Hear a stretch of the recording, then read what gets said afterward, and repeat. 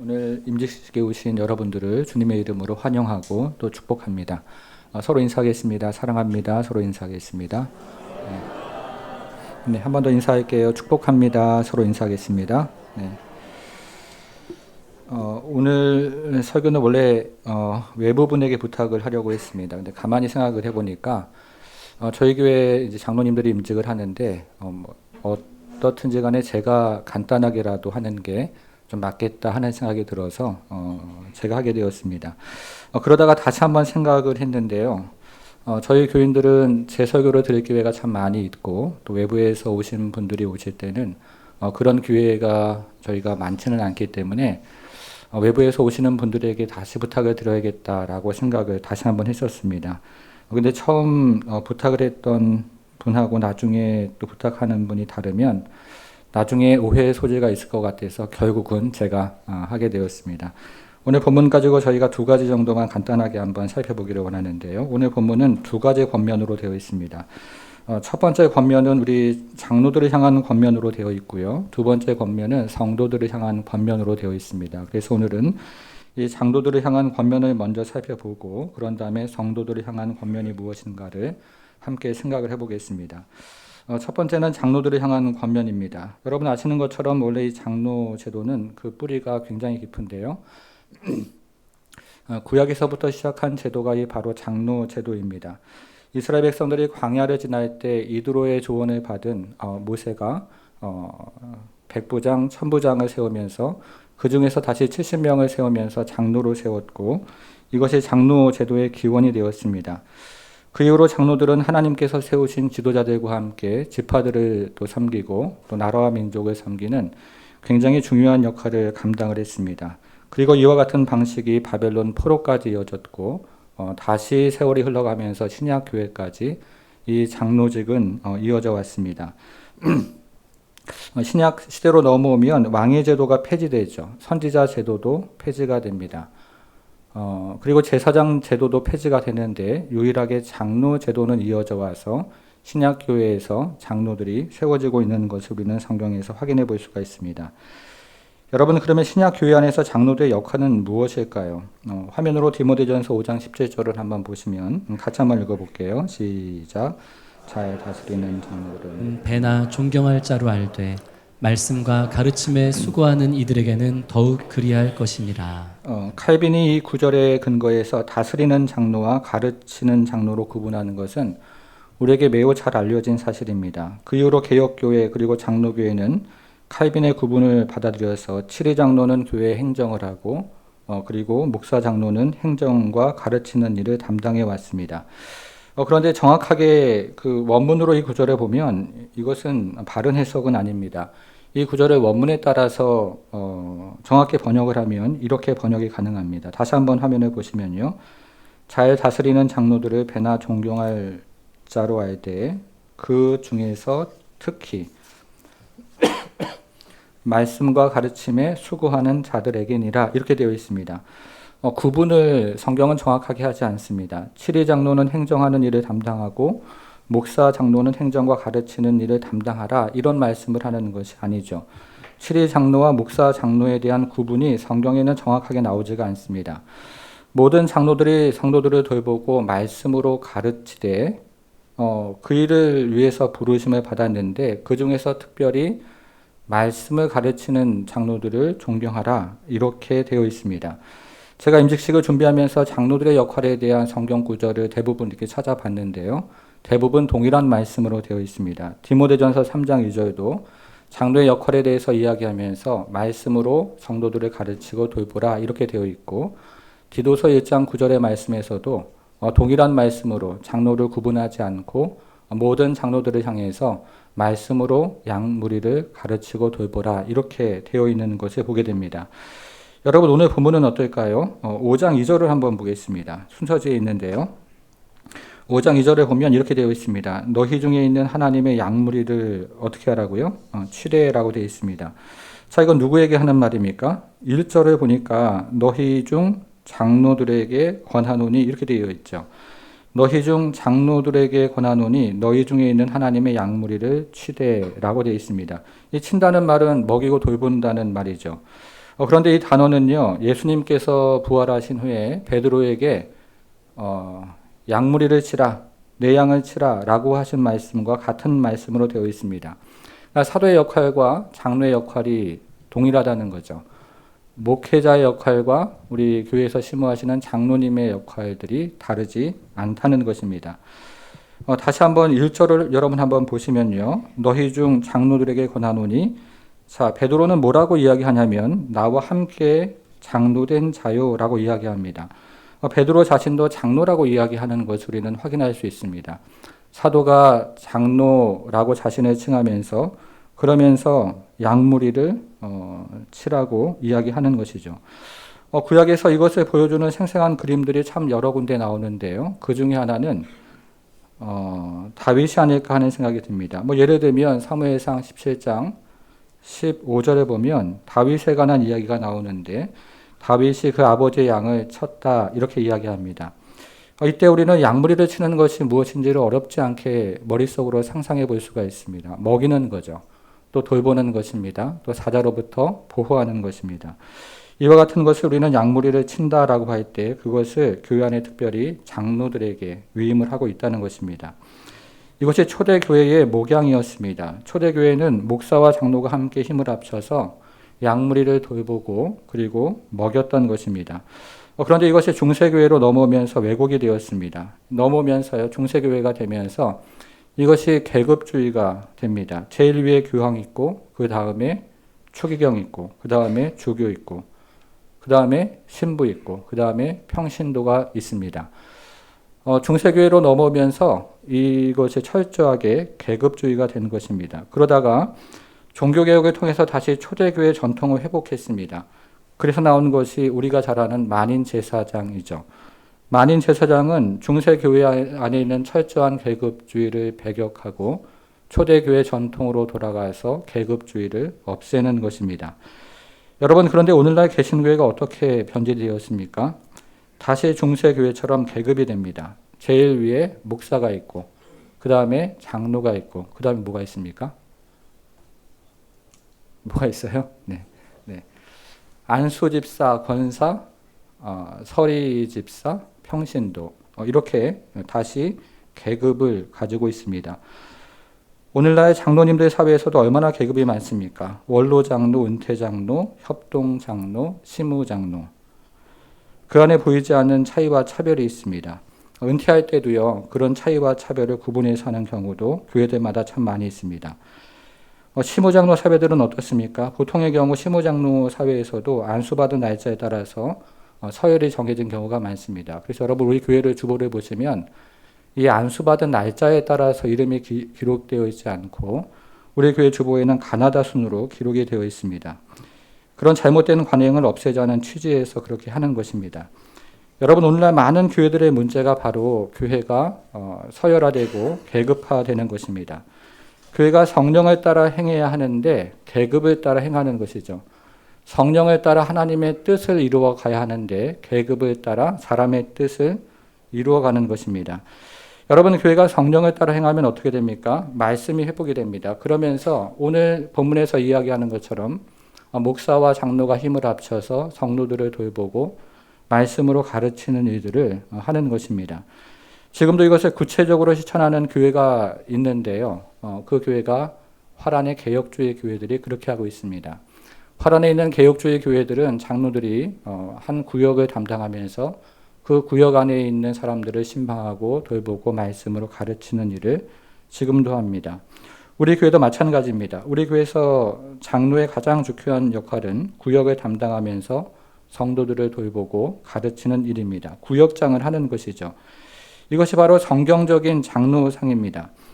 그러면서 지금 베드로는 이런 성경적인 장로상을 우리에게 한마디로 너무 간단하지만 너무 분명하게 양무리를 치라 이렇게 제시하면서 양무리를 칠 때 어떤 자세로 쳐야 하는지를 우리에게 이야기를 하고 있습니다. 그게 2절 3절인데요. 여러분, 2절 3절을 다시 한 번만 좀 읽어보겠습니다. 2절 3절만 같이 읽어보겠습니다. 시작.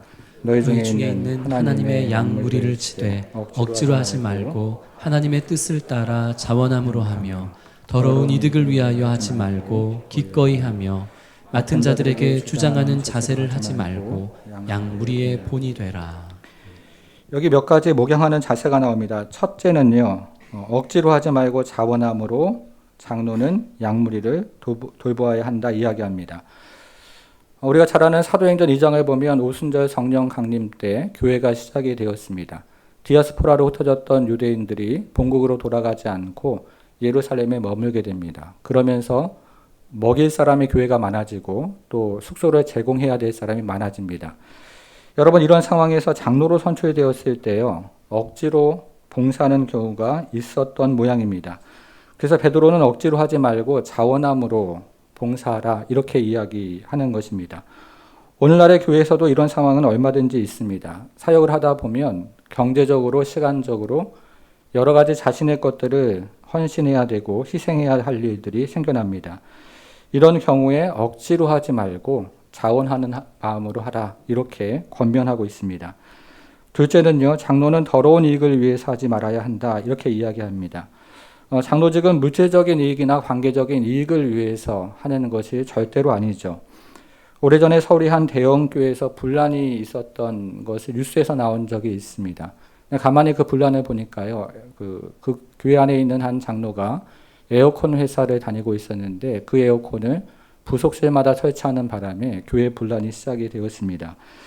여러분, 장로직은 어떤 자리입니까? 섬기는 자리죠. 아무런 사심 없이 오직 주님의 몸된 교회를 섬기는 자리입니다. 우리 얼마 전에 복음주의 공동체를 배우면서 겸손의 공동체를 배웠습니다. 예수님께서 어떤 자세로 섬겨야 한다 3가지 말씀하셨는데 여러분 기억이 하십니까? 첫째는 집권자가 되지 말라는 것입니다. 권세를 교회에서부터 부여받았는데요. 그것을 다른 사람을 통치하고 휘두르는 그런 힘으로 사용하지 말라는 것입니다. 둘째는 섬기는 자가 되라고 말씀하셨습니다. 이 섬기는 자는 초대교회에서 식탁 봉사를 하는 자라는 뜻을 가지고 있습니다. 그렇게 섬기는 자세로 교회와 성도를 섬기라는 것이죠. 그리고 세 번째로는 종이 되라고 말씀하셨습니다. 너희 중에 누구든지 으뜸이 되고자 하는 자는 모든 사람의 종이 되어야 하리라 말씀하셨는데요. 이때 종이라는 말은 둘로스라는 말, 그러니까 노예라는 말과 동일한 말입니다. 우리에게 교회에게 책임을 준 자들에게 이런 자세로 섬기라고 이야기합니다. 자, 세 번째는 양무리의 본이 되라고 이야기합니다. 오늘 3분이 임직을 하시는데요. 이 뒤에 있는 순서들이 있는데 아마 그 순서 머릿속에 이제 있어가지고 제 말씀을 잘 드리는지 잘 모르겠습니다. 세 번째는 양무리의 본이 되라 이렇게 말씀을 하는데요. 제가 오래전에 로마서 설교를 하면서 한 장로님의 이야기를 했던 적이 있습니다. 홍정길 목사님이 담임했던 남서론액교회에 김인수 장로라는 분이 있습니다. 기억하시는 분이 계실 겁니다. 이분은 만학의 나이에 공부를 시작해서 미국 인디애나 주립대학에서 박사학위를 받았습니다. 그리고 한국으로 돌아와서 고려대학교에서 학생들을 가르쳤고 국가 고위 공무원으로 재직을 하면서 국가의 경제 정책을 수립하는 그런 중요한 자리에서 일을 했습니다. 이분은 우리나라보다 외국에 더 잘 알려진 학자인데요. 그런데 그 신앙이 참 아름답고 좋아서 아주 겸손한 신앙인의 본이 되는 그런 분이라고 저는 생각을 합니다. 근데 이분이 2003년도 겨울에 교회에서 운영하는 장애우를 위한 미랄학교에서 예배를 드리고 나오다가 그 빙판길에 그만 넘어져서 뇌를 크게 다치는 일이 일어났습니다. 이분은 국가 고위 공무원인지라 지인을 통해서 수술 날짜를 빨리 잡을 수가 있었는데요. 그렇게 하지 않았습니다. 그의 아내 김수지 박사는 이화여자대학교에서 간호학 교수였는데요. 이분 역시 지인들이 많은지라 전화 한 통이면 그날 수술의 일정을 잡고 빠르게 수술을 할 수 있는 그런 사람이었습니다. 그런데 김인수 장로와 아내인 김수지 박사는 평소에 소신대로 병원의 스케줄이나 의사의 스케줄을 조정하지 않고 자신의 차례를 그대로 기다렸습니다. 혹여나 그렇게 스케줄을 조정하다가 다른 사람이 피해를 입을 수 있다는 생각에 차례를 기다리는 것이죠. 그런데 이것이 화근이 되어서 때를 놓치는 바람에 이분이 하나님의 부르심을 받게 되었습니다. 여러분, 오늘날 저는 이런 리더가 필요한 것이 아닌가 하는 생각이 듭니다. 유튜브가 확산이 되면서 설교 말씀이 참 차고 넘치는 시대가 되었는데요. 그러나 우리가 정작 따라야 할 그 본이 되는 그 리더, 그런 리더를 찾기가 참 어려운 시대가 된 것은 더욱 아닐까 하는 생각을 하게 되는 것입니다. 저는 오늘 세 분의 장로님 임직을 하는데 우리 교회 장로님들, 또 기존의 장로님들과 힘을 합쳐서 정말 이런 본이 되는 장로님들이 되면 좋겠다 하는 소망을 가지고 지금 이 자리에 저는 서 있습니다. 저와 더불어서 함께 이런 본이 되어 주시기를 바라고 교회의 본뿐만 아니라 가정에서도 본이 되고 또 세상에서도 본이 되어서 하나님께서 세상을 통해 일하시는 것들을 올곧이 드러내는 그런 장로님들 되시기를 주님의 이름으로 축복합니다. 두 번째는 성도들을 위한 권면 간단하게 한번 보겠습니다. 5절인데요. 젊은 자들아 이와 같이 장로들에게 어떻게 하라고 얘기합니까? 순종하라고 이야기합니다. 여기서 젊은 자들을 이야기할 때 젊다는 말은 네오라는 헬라 말을 사용하는데요. 두 가지 의미가 있습니다. 새롭다라는 의미도 있고 어리다라는 의미가 있습니다. 그런데 여기서 이야기하는 이 젊은 자들은 그런 연령이나 신앙 연수를 말하는 것이 아니라 장로들의 가르침을 받아야 하는 모든 성도들을 이야기하는 것입니다. 자, 그러면 장로들의 가르침을 받는 사람들의 자세라고 할까요? 태도라고 할까요? 그것은 무엇입니까? 5절에서 우리가 읽은 것처럼 순종입니다. 장로들의 가르침에 순종하는 것입니다. 물론 성경적이지 않은 가르침에 순종하라 이런 의미는 아닐 것입니다. 성경적인 이야기를 가지고 권면을 할 때 순종하라는 것입니다. 우리는 앞에서 장로들의 세 가지 유혹에 대해서 살펴보았습니다. 첫째는 억지로 사역을 하는 것이고요. 둘째는 더러운 이익을 위해서 사역을 하는 것이고, 셋째는 주장하는 자세로 사역을 하는 것입니다. 그런데 일반 성도들은 이런 유혹에 빠지기는 쉽지가 않습니다. 그런 위치에 있지 않기 때문에 이런 유혹을 당하는 경우는 거의 없습니다. 그런데 일반 성도들이 당하기 쉬운 유혹이 있는데요. 그 유혹이 무엇이냐면 불순종의 유혹이라는 것입니다. 그렇기 때문에 일반 성도들은 장로들의 결정이 자신의 생각과 다를지라도 비난해서는 안 됩니다. 존경하는 자세로 그것을 이해하려고 해야 하고 어떤 과정을 통해서 그런 결정을 했는지를 또 경청할 필요가 있는 것입니다. 때로는 좋은 대안을 제시할 수도 있습니다. 성도 여러분, 제가 지금 간단하게 장로님들이 향한 권면 그리고 성도들이 향한 권면을 살펴보았는데요. 이것이 성경이 이야기하는 교회입니다. 저는 정말 우리 교회가 이런 건강한 교회가 되기를 기도하고 또 바랍니다. 장로님들은 성도를 사랑으로 목양하고 성도들은 장로들을 순종하고 존경함으로 하나님 보시기에 아름답고 그리고 건강한 교회가 되기를 주님의 이름으로 축복합니다. 기도하겠습니다. 하나님 아버지, 오늘도 피로 값주고 사신 몸된 교회에 거룩한 성령으로 임재하사 다스리고 통치하시는 주님의 능력과 권세를 찬양합니다. 오늘 특별히 하나님의 몸된 교회를 위해 헌신할 귀한 일꾼을 세워주심을 감사드립니다. 오늘 세움받는 장로들이 하나님과 사람 앞에 충성된 청지기가 되어 몸된 교회에게 유익을 끼치고 하나님 나라의 귀한 일꾼들 되게 하여 주옵소서. 오늘 주신 말씀처럼 억지로 하지 말고 자원하는 마음으로 교회를 섬기게 하여 주옵소서. 자신의 이익을 위해 하지 말고 기꺼운 마음으로 섬기게 하여 주옵소서. 성도들의 본이 되게 하여 주시고 그래서 양무리를 돌보며 섬기게 하여 주옵소서. 특별히 진리의 말씀 가운데 올바로 서며 부끄러울 것이 없는 일꾼으로 자신을 하나님 앞에 드리기를 항상 힘쓰게 하시고 모든 일에 원망과 시비가 없이 겸손으로 허리를 동이며 성령의 능력과 하나님의 공급하시는 힘으로 봉사하게 하여 주옵소서. 본이 되는 가정 되게 하시고 가정 위에도 하나님의 충만한 은혜가 늘 함께하는 역사가 있도록 우리 하나님 축복하여 주옵소서. 예수님의 이름으로 기도하옵나이다. 아멘.